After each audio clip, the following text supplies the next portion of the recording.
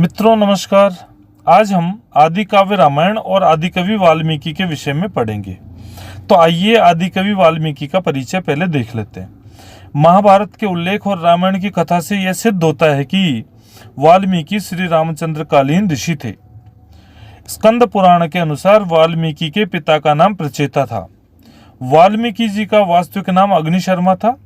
मतांतर से कुछ इनका नाम रत्नाकर भी कहते थे। तो यह इंपॉर्टेंट है कि इनका वास्तविक नाम अग्निशर्मा था। जनश्रुति है कि वाल्मीकि पहले एक डाकू थे, किंतु बाद में नारद मुनि के उपदेश पाकर क्रूर कर्म छोड़ दिया तथा श्री राम की साधना में लीन हो गए। लीनावस्था में इनके शरीर पर दीमक ने आवास अर्थात वल्मीक बना लिए। यहाँ वाल्मीक लिखा है, वल्मीक समझे। अतः वल्मीक से आवृत्त होने के कारण इनका नाम वाल्मीकि हो गया। काव्य रचना की प्रेरणा। वाल्मीकि को रामायण लिखने की प्रेरणा ब्रह्मा से प्राप्त हुई। रामायण के बालकांड के अनुसार ऋषि वाल्मीकि स्नान हेतु तमसा नदी की ओर जा रहे थे। नदी का नाम याद रखना है, इंपॉर्टेंट है। तभी उन्होंने एक शिकारी, संस्कृत में शिकारी को व्याध कहते हैं, व्याध के बाण से मृत क्रौंच के लिए विलाप करती क्रौंची का करुण क्रंदन सुना। तो मित्रों यहाँ पे मरा था कौन? क्रौंच। किसने मरा? शिकारी ने। और रो रही थी क्रौंची। बस ये ध्यान रखना है, ये भी कई बार प्रश्न बन चुका है। इस करुण विलाप को सुनकर सहसा ही वाल्मीकि के मुख से यह पद्य स्फुरित हो गया। कौन सा पद्य स्फुरित हुआ? मां निषाद प्रतिष्ठाम त्वम अगमः शाश्वती समः यत् क्रौंच मिथुनादेकम अवधि ही काम मोहितम। इस आकस्मिक पद्य रचना से वाल्मीकि स्वयं चकित हुए।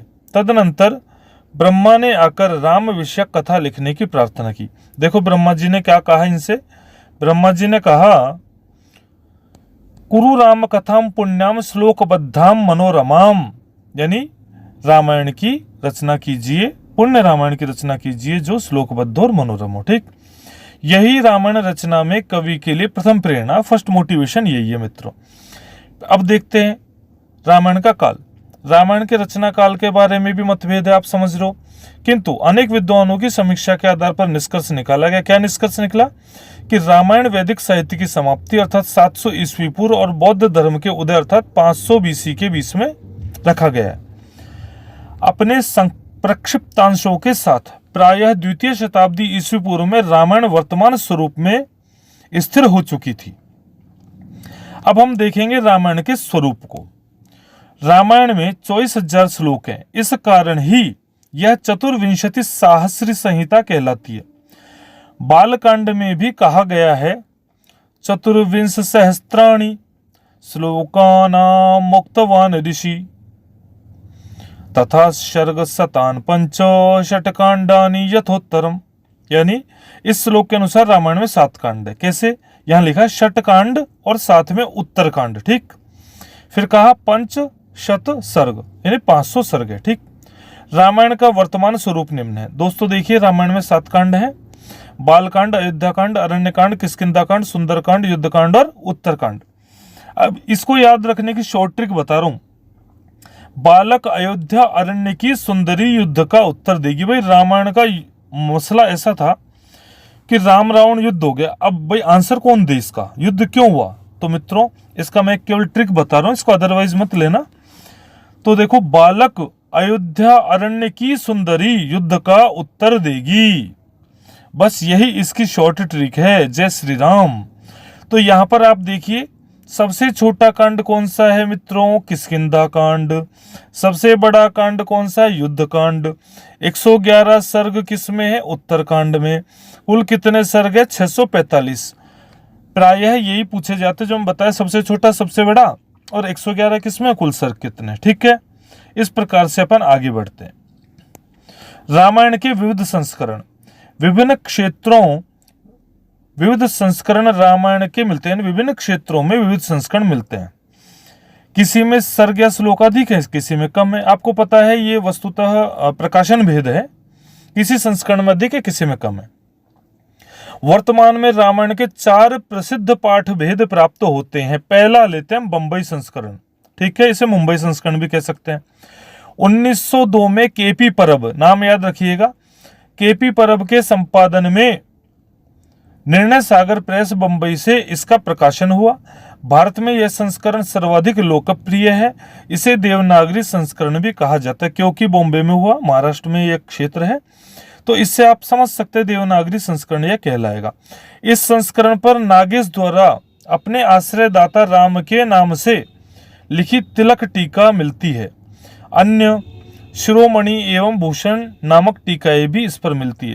यानी बंबई संस्करण पे कौन कौन सी टीका मिली? तिलक टीका, शिरोमणि टीका और भूषण टीका। इस संस्करण के आधार पर RTH ग्रिफिथ ने अंग्रेजी पद्यानुवाद किया। किसका किया? रामायण का किया। आगे चलते बंगाल संस्करण पे। बंगाल संस्करण को गौड़ीय संस्करण भी कहते हैं। मित्रों, पूर्व में बंगाल क्षेत्र गौड़ प्रदेश कहलाता था। ठीक है। इटालियन विद्वान जी गोरेशियो ने 1843 में से 1867 तक अनेक खंडों में इस संस्करण को प्रकाशित किया। इसी संस्करण के आधार पर इटालियन व फ्रेंच अनुवाद हुए। मित्रों, आपको पता है छापे खाने के आविष्कार के पश्चात जो मुद्रण क्रांति हुई उसी का यह परिणाम है कि रामायण के विभिन्न संस्करण प्रकाशित हुए। पश्चिमोत्तर या कश्मीर संस्करण यह DAY कॉलेज लाहौर के शोध विभाग द्वारा 1923 में प्रकाशित हुआ। मित्रों, वर्तमान में लाहौर पाकिस्तान में जो भारत से पृथक होकर बना है। दाक्षिणात्य संस्करण, यह संस्करण मद्रास में क्षेत्र कुंभकोणम से 1929 में प्रकाशित हुआ। मैं थोड़ा जल्दी पढ़ रहा हूं ताकि वीडियो ज्यादा बड़ा ना बने और आप लोग तुरंत चीजों को समझ जाएं। ठीक है। रामायण की विषय वस्तु है कांडानुसार विषय निम्न है। बालकांड की विषय वस्तु देखते हैं। बालकांड के प्रारंभिक 4 सर्गों में रामायण की रचना की पूर्व पीठिका दी गई है कि नारद ने महर्षि वाल्मीकि को रामायण कथा यानी राम कथा सुनाई। रामायण कथा 5म सर्ग से प्रारंभ होती है। ठीक। दशरथ की नीति निपुणता, दशरथ कृत अश्वमेध यज्ञ, पुत्रेष्टि यज्ञ, पुत्र जन्म, राम आदि की बाल्यावस्था, सीता स्वयंवर, लक्ष्मण आदि का विवाह, लक्ष्मण आदि का मतलब लक्ष्मण आदि सभी भाइयों का विवाह इत्यादि वर्णन इस कांड में प्राप्य है। ठीक है। बाल कांड में ही इतिहास पुराणात्मक आख्यान भी प्राप्य है। अब हम देखते हैं अयोध्या कांड। राज्याभिषेक की तैयारी, कैकेयी द्वारा विघ्न डालना, राम लक्ष्मण सीता का वनगमन और भरत की वन यात्रा अयोध्या कांड में वर्णित है। ठीक है। अब देखो यहाँ पे प्रश्न बनता है राम लक्ष्मण सीता का वनगमन, तो अयोध्या कांड का नाम सुन के आप लोग ऑप्शन करते ही नहीं हो कि भाई ये सही है, लेकिन अयोध्या कांड में उसका वर्णन है। ठीक है। भरत वन यात्रा, इन भरत गए एक्चुअल में श्री रामचंद्र जी को मनाने के लिए, तो ये भी अयोध्या कांड में। आगे चलते अरण्य कांड में विराध आदि दैत्यों का वध, पंचवटी का वर्णन, शूर्पणखा का वध, त्रिशिरा का वध, सीता हरण, जटायु का वध और राम का करुण विलाप, इन सब का वर्णन है अरण्य कांड में। आगे कहते हैं किष्किंधा कांड, पंपा सरोवर का वर्णन, सुग्रीव से मैत्री। आगे कहते हैं बाली का वध, सीतान्वेषणार्थ हनुमान का गमन, बाली का वध हो जाना, बाली भार्या तारा का विलाप, बाली की जो पत्नी थी तारा वह रोने लगी बाली की मृत्यु के पश्चात इत्यादि का वर्णन है। आगे कहते हैं सुंदरकांड, हनुमान द्वारा समुद्र पार करके लंका में प्रवेश, सीता दर्शन, लंका दहन आदि का वर्णन है। अब यहाँ पर एक नोट दिया हुआ है, इस कांड को सुंदर कहने का कारण क्या है? नायक नायिका दोनों को शुभ समाचार प्राप्त होता है। वे सीता जी को पता चलता है कि श्री रामचंद्र जी मेरा अन्वेषण कर रहे हैं, और श्री रामचंद्र जी को पता चलता है वे सीता जीवित। तो देखो सबसे बड़ी बात यह, शत्रु के पास गई हुई यानी शत्रु जिसका अपहरण करके ले गया उसका जीवित रहना भी मुश्किल होता है, किंतु वहां माता सीता जीवित थी, यह सूचना श्री राम जी के लिए बड़ी सुंदर सूचना थी। इस कारण इसे सुंदरकांड कहते, दोनों को शुभ समाचार मिले। अन्य मत से हनुमान इस कांड के नायक हैं तथा अन्य नाम उनका सुंदर है, यानी हनुमान जी का दूसरा नाम सुंदर भी है, इसलिए इसको सुंदरकांड कहते हैं।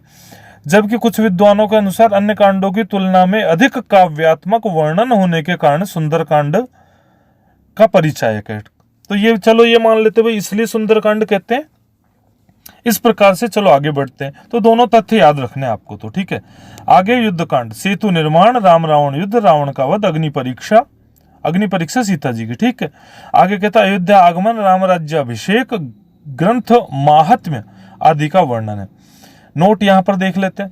पाश्चात्य विद्वान यहीं तक रामायण की मूल कथा मानते हैं, उनके अनुसार उत्तरकांड प्रक्षिप्त है। मित्रों ध्यान रखना, उत्तरकांड और बालकांड दोनों को ही प्रक्षिप्त मानते भी विदेशी विद्वान, ठीक है, और कुछ भारतीय विद्वान भी मानते हैं। तो याद रखना, खैर आगे बढ़ते हैं उत्तरकांड की ओर। याद रखना महत्वपूर्ण बात है कि बालकांड और उत्तरकांड को प्रक्षिप्त माना जाता है, ठीक। बालकांड की तरह इस कांड में भी पौराणिक आख्यान प्राप्त है। राम से संबद्ध कथा अत्यल्प है, थोड़ी सी कथा है और स्टोरीज ज्यादा है। सीता निर्वासन, शत्रुघ्न द्वारा लवणासुर का वध, राम द्वारा शंभुक का वध, राम का अश्वमेध यज्ञ, राजसभा में लवकुश द्वारा रामायण का गान यानी रामायण का मंचन, ठीक है। रामायण का प्रथम मंचन श्री रामचंद्र के काल में ही हो गया था, ध्यान रखने की बात है। उत्तर रामचरितम में भी इसका उल्लेख है, जो कि भभूति की रचना है। वाल्मीकि व सीता का सभा में आना, सीता का पृथ्वी में समाना, सब उत्तरकांड में। इस कांड में इला पुरुरवा के उपाख्यान हैं, ठीक है। याद रखने वाली बात है कि इला पुरुरवा का उपाख्यान कहाँ है, तो उत्तरकांड में है।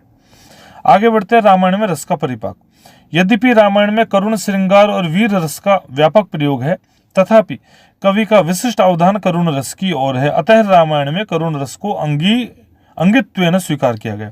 बहुत ही महत्वपूर्ण है, इंपॉर्टेंट है, आप लोग यहीं पे याद रख लो, मैं आपको अभी बता देता हूँ। रामायण में करुण रस प्रधान है, और अगर कोई पूछे कि महाभारत का अंगिरस कौन सा है, तो आप बिना सोचे समझे शांत रस कर देना, चाहे उसमें कितना युद्ध हो, ठीक। लेकिन आपको शांत रस उत्तर कर देना फाइनल है, ओके। आगे बढ़ते हैं। ध्वन्यालोककार आनंदवर्धन ने रामायण के अंगिरस की विवेचना में कहा है, कवि ने राम व सीता के आत्यंतिक वियोग तक का वर्णन करके स्वयं करुण रस को मुख्य बना दिया है। आगे क्या कहते हैं देखो, आनंदवर्धन का डायलॉग सुने। रामायणे ही करुणो रसः स्वयं आदि कविना सूत्रितः निर्व्यूढ़श्च स सीतात्यंत वियोग पर्यंतमवे स्वप्रबंधम उपरचयता। यानी उन्होंने स्वयं ने ही इसको करुण रस को रामायण में स्थापित कर दिया अच्छी तरह, अतः करुण रस है, ओके। रस उद्भावना के कारण ही वाल्मीकि रस सिद्ध कविश्वर कहलाते हैं। छंद की योजना देखिए, रामायण में अनुष्टुप छंद का सर्वाधिक प्रयोग स्पष्टतः कवि वाल्मीकि ने किया, अतः यह उनका प्रिय छंद था। यह प्रश्न बनता है कि वाल्मीकि का प्रिय छंद कौन सा है। महाकाव्य के सर्गांत पद्य प्राय से इंद्रवज्र उपजाति छंदोबद्ध है। भाषा शैली, रामायण की भाषा सरस, ललित, प्रांजल व परिष्कृत है। कहीं कहीं आर्ष प्रयोग भी मिलते हैं। वाल्मीकि की शैली वैदर्भी है, ठीक है। आपको पता है शैली होती है वैदर्भी, चाथ गौड़ी च पांचाली लाटिका तथा, उनमें से वैदर्भी इसकी शैली है। शैलीगत तीनों गुणों प्रसाद, ओज और माधुर्य का सन्निवेश है। अब देखो रामायण के कुछ सुभाषित अपन देख लेते हैं एक नजर में। कुलीनम मकुलीनम व वीरम पुरुषमानिनम चारित्रमेव व्याख्याति शुचिम व यदि व अशुचिम। कुलीन अथवा अकुलीन जो है अथवा वीर पुरुष है, उसके बारे में चरित्र से ही पता चलता है कि भाई शुचि वाला यानी पवित्र चरित्र अथवा अशुचि यानी अपवित्र चरित्र है। आम्रम छित्वा कुठारेण निम्बम परिचरितुकः। आम्र को कुठार से काट करके नीम की परिचर्या कौन करेगा। आगे कहते हैं न परेणाहृतम भक्षम व्याघ्र खादितुम इच्छति। जो बाघ है यानी टाइगर जो है कभी भी दूसरे के द्वारा किया गया शिकार नहीं खाता। इसको ऐसे समझो हिंदी में सामान्यतः, ठीक है।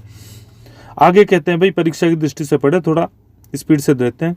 सुलभा पुरुषा राजन सततम प्रियवादिनः अप्रियस्य च पथ्यस्य वक्ता श्रोता से दुर्लभ।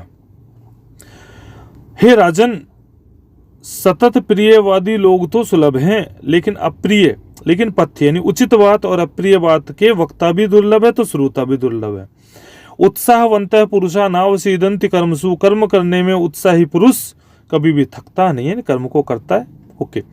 आगे कहते रिद्धि युक्ता ही पुरुषा न सहन्ते परस्तवम। तो बोलते हैं जो रिद्धि युक्त पुरुष हैं वो किसी की पराधीनता या किसी की प्रशंसा करना, ठीक है। पर स्तव यानी होता है प्रशंसा करना, किसी की तारीफ करना, बड़ाई में कसीदे निकालना, ये सब सहन नहीं करते जो रिद्धि वाले पुरुष होते।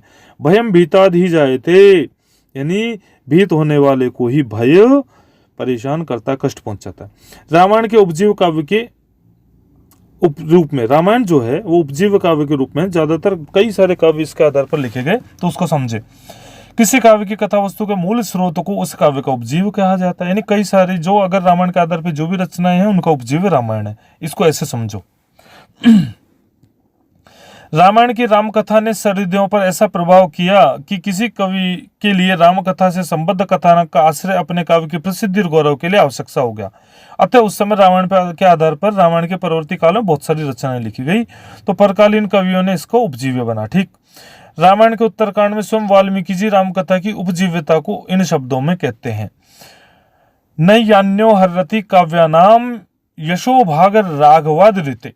तो उन्होंने खुद नहीं कह दिया, रामायण के अलावा कोई भी इतनी यश वाली पुस्तक नहीं है जो उपजीव्य के रूप में इतनी प्रतिष्ठित हुई। ठीक, अब रामायण पे आधारित ग्रंथ देख लिया, अध्यात्म रामायण है, रामानंद की अद्भुत रामायण है, अगस्त रामायण है। अब जो महत्वपूर्ण जो पूछा जा सकता है वो सुनो, कंब रामायण तमिल भाषा में, रंगनाथ रामायण तेलुगु भाषा में, कृत्तिवास रामायण बांग्ला भाषा में। ये सामान्यतः जीके में भी पूछ लिए जाते हैं, इंडियन हिस्ट्री में। ठीक है, इसलिए इनको याद कर लेना। और वैसे तो संस्कृत में तो पूछे जाएंगे ही भाई, इसमें तो कोई शंका वाली बात नहीं है।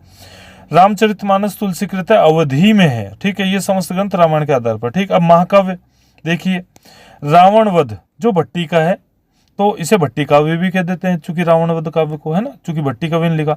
अब महत्वपूर्ण है रामायण मंजरी, ये क्षेमेंद्र का है। रघुवंश कालिदास का जो महाकाव्य, सेतुबंध प्रवर सेन का है। ठीक है, प्रवर सेन को भर्तृमेंठ भी कह देते हैं, जहां तक मुझे याद है। जानकी हरण कुमारदास का है, तो कहते हैं जानकी हरण या तो रावण ने किया या कुमारदास ने किया, ऐसा एक कथन भी प्रसिद्ध है, तो याद रखना।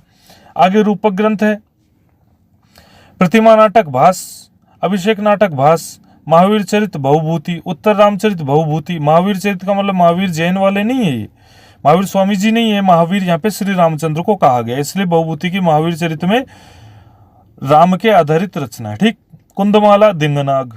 ठीक है, आगे दिंगनाग को धीरनाग भी कहते हैं। बाल रामायण राजशेखर, महानाटक हनुमान नाटक दामोदर मिश्र का है, अनर्घ राघव मुरारी का है। ये महत्वपूर्ण जो बता रहा हूं केवल, प्रसन्न राघव जयदेव का है। जानकी परिणय रामभद्र का, ये भी थोड़ा सा याद कर लेना हो जाए तो, नहीं जो मैंने टिक कर रखे ना इन्हीं को याद रखना। रामायण चंपू, चंपू काव्य। चंपू काव्य आपको पता है ना, गद्य पद्य मिश्रितम चंपू। ठीक है, जहां गद्य पद्य को मिश्रित रूप में करके कोई काव्य लिखा जाए तो उसे चंपू कहते हैं, लेकिन आप रूपक को इसमें मत समझना। चंपू काव्य गद्य पद्य मिश्रित है किंतु रूपक से भिन्न है। ठीक है, रामायण चंपू भोजकृत है। उत्तर चंपू वेंकटाधुरी का है, चंपू राघव अनंताचार्य का, लेकिन जो टिक कर रखे उनको याद रखना। रामायण के विषय में जो विविध तथ्य वो देख लीजिएगा। संस्कृत साहित्य में रामायण और महाभारत आधारभूत ग्रंथ है। इनमें रामायण को काव्य तथा महाभारत को इतिहास माना जाता है। देखो रामायण को सामान्यतः कहते हैं भाई काव्य रचना है। ठीक है, महाभारत को ऐतिहासिक रचना माना जाता है, थोड़ा सा दिमाग में सेट रखना। वाल्मीकि को आदि कवि, रामायण को आदि काव्य कहा जाता है। ये बिल्कुल, ये प्रारंभिक कवि वाल्मीकि को कहते हैं, इसलिए उनको आदि कवि कहते हैं। स्टार्टिंग वाले कवि यही है, और स्टार्टिंग वाला काव्य भी रामायण ऐसा माना जाता है, इसलिए आदि कवि आदि काव्य। ठीक, महाभारत के वन पर्व में रामोपाख्यान के रूप में रामकथा का उल्लेख है, यानी रामकथा का उल्लेख वस्तुतः महाभारत के वन पर्व में भी है, वह राम उपाख्यान के रूप में ये है, तो महाभारत में भी इसका उल्लेख मिलता है। रामायण के अयोध्या कांड में राम के मुख से बुद्ध की निंदा करी गई है। अब देखो वहां पे कथन क्या है, बुद्धस तथागतः स चौरः। अब ये कथन है, बुद्ध चूंकि भाई राम के काल के है ही नहीं, तो इसको प्रक्षिप्ति मानोगे ना, कैसे मान लोगे? बुद्ध उस समय महात्मा बुद्ध थे, महात्मा बुद्ध काफी आदरणीय थे, किसी व्यक्ति ने पता नहीं किस कारण से क्यों इसमें प्रक्षिप्त कर दिया, इसको डाल दिया, जबकि ऐसा है नहीं। महात्मा बुद्ध पूजनीय रहे भारतीय सभ्यता संस्कृति में हमेशा से, किंतु वहां पे कथन है बुद्ध की निंदा है। अच्छा, कथन ही मैंने आपको बताया, याद रखने योग्य, अगर याद रखना चाहे रख ले। वहां लिखा हो बुद्धस तथागतः स चौरः, तो चूंकि ये बुद्ध पर घटित नहीं होता, महात्मा बुद्ध संपूर्ण विश्व में प्रतिष्ठित है, तो स्पष्ट है कि ये अंश बाद में जोड़ा गया, प्रक्षिप्त है। और महात्मा बुद्ध भारतीय सभ्यता में अति आदरणीय है और संपूर्ण विश्व में शांति के प्रतीक के रूप में आज भी इनका सम्मान है और सभी लोग हम सम्मान करते हैं। तो इसलिए इसको प्रक्षिप्त मानना पड़ेगा अयोध्या कांड में। क्यों? अच्छा, क्यों? क्योंकि रामायण में बौद्ध धर्म का कोई प्रभाव भी नहीं है। फिर बुद्ध को ऐसा क्यों बोला? यानी बिना कारण ही, अकारण ही किसी की निंदा की गई, इसका मतलब वो अंश जो है बुद्ध की निंदा का वो प्रक्षिप्त है। ये याद रखने योग्य बात है, इसको दिमाग में सेट कर लो। बौद्ध साहित्य अवश्य ही रामायण से प्रभावित है। दशरथ जातक नामक बौद्ध ग्रंथ में रामकथा प्राप्त होती है। अब जैन ग्रंथों में चलते हैं।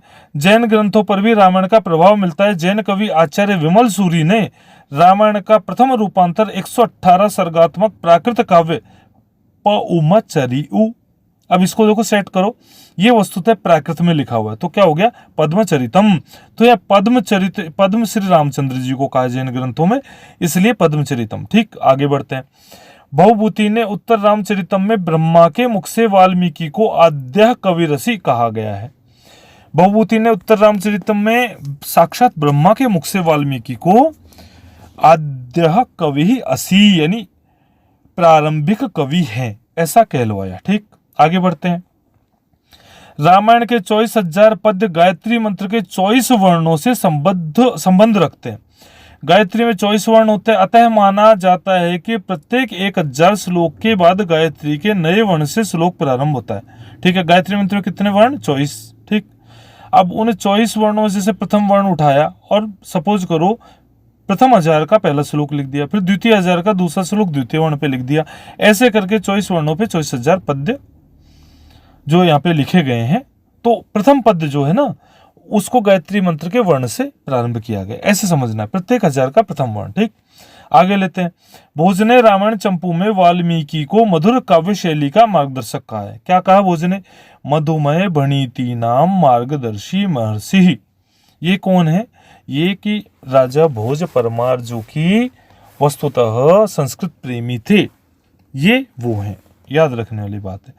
रामायण मंजरी में क्षेमेंद्र ने महाकवि वाल्मीकि को सर्वोपजीव्य तथा प्रथम कवि कहा है।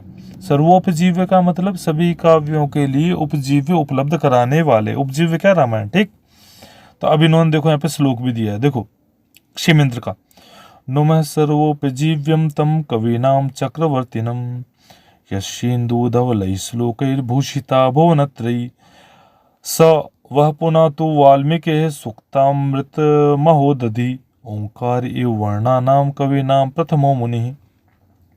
रामायण की अमरता के विषय में स्वयं रामायण के बालकांड में भी कहा गया। क्या कहा गया? देखो बड़ी बात है, रामायण के बालकांड का कथन है, इसको याद रखना है कि कहां से उठा? बालकांड से उठा।